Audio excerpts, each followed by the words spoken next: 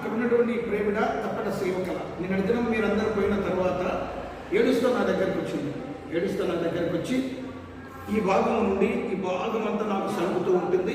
నేను కూర్చోలేను, లేవలేను, చర్చిలో కూర్చోలేని, ఇంట్లో నా పరిస్థితి ఇది, నా గురించి ప్రార్థన చేయండి. అప్పుడు నేను ఏమని ప్రార్థించానంటే, ఇదిగో ప్రభువా, నీ ప్రియబిడ్డ బాధ నీకు తెలుసు, నాకు చెప్పుతుంది కానీ అది ఎంత నొప్పి ఆ బిడ్డ అనుభవిస్తుందో నీకు తెలుసు. అయితే నేను ఇప్పుడు ప్రార్థిస్తున్నా, ఈ ప్రియబిడ్డ దారిన వెళ్ళుచుండగానే ఇంటికి వెళ్ళే లోపే ఈమె స్వస్థత పొందాలి దేవా. నేను అడిగే ఈ చిన్న విన్నపాన్ని నువ్వు ఆలోచించు, మధ్యలోనే బాగు కావాలి బిడ్డ, మళ్ళీ ఇంకొక టైం లేదు బాబా. ఇంటికి వెళ్ళే లోపలే ఆ సరిపోయేటువంటి నొప్పి ఎన్ని దినాల నుంచి ఉంది కాబట్టి నాకైతే తెలియదు, పోవాలి ప్రభు అని చెప్పాడు. ప్రార్థించాను, నేనేం అడగలేదు. ఇప్పుడు మందిరంలో తెచ్చే ముందు అయ్యా నేను చిన్న సాక్ష్యం చెప్పాలనుకుంటున్నాను. ఇంకా ఏమి జరిగిందో ఆ ప్రియబిడ్డతోనే చెప్పింది, నాకు అంతవరకు తెలిసి నేను చెప్పాను. చెప్పమ్మా.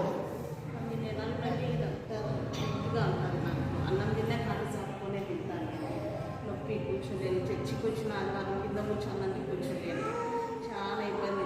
మాస్టర్ గారు ఎప్పుడైపు చేస్తాడు ఆ వాక్యం, ఆ వాక్యం అని ఎంతో బాధపడతాను నేను. కానీ నేను ఉపవాస ప్రార్థనలో లాస్ట్ అప్పుడు ప్రార్థన చేయించుకున్నానే వెనకబడి నాకు దానిలోనే నొప్పి తగ్గేసింది. బాగా చక్కగా వేసుకొని అన్నం తింటున్నా, ఇప్పుడు ఏం నొప్పి లేదు.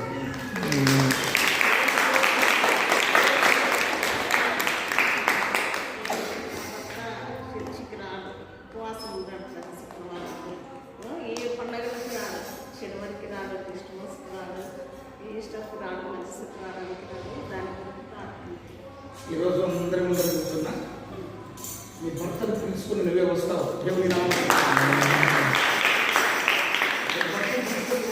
కలిపినటువంటి 3 నెలల నుండి ఉండే నొప్పిని తీసేసిన దేవుడు ఏ భర్తను తీసాడు.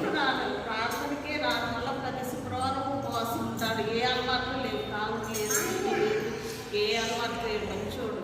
ఏమంటే ప్రార్థనకు రాడు, ప్రతి శుక్రవారం మళ్ళీ ఉపవాసం ఉంటాడు. ఎందుకు ఉపవాసం ఉంటావు? నువ్వు ప్రార్థన చేసుకో, ఏం చేసుకో అని నేను కొట్లానే నేను పాపిని, నేను చేసుకుని పాపిని అంటాను. ఇంకొకటమ్మా, నీకు ఇప్పుడు బాగుంది, ఏం లేదు, దారి నుండి నీకు దారిలోనే దేవుని నామమున